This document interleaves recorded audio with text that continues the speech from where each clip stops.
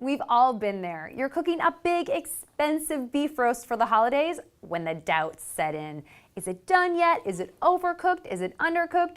Well, there's no need to waste time worrying because there's a better way.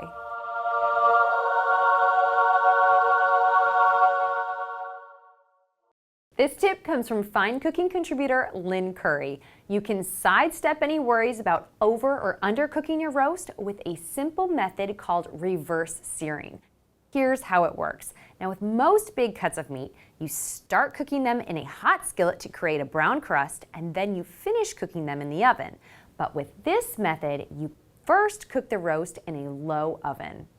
I'm using a boneless prime rib here, and I'm gonna rub it all over with some butter that's been flavored with herbs and mustard, but you could really use any boneless cut, such as a tenderloin, and you can keep it simple. You could do a spice rub, or you can even just do salt and pepper. This is just gonna lend a lot of flavor to the meat.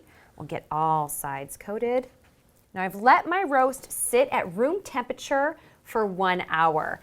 This will allow it to cook evenly all the way through. I'm going to transfer it to a roasting pan. It's going to be set on a rack in the roasting pan, and this will go into a 300-degree oven.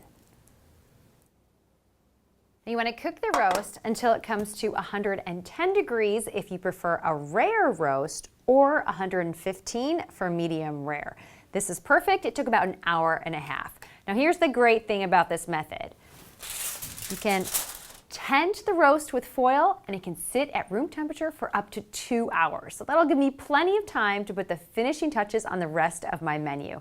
Then, right before we eat, I'll sear it in a hot skillet to get that beautiful brown crust. To do that, heat some olive oil in a large skillet until it's shimmering hot. Then add your roast.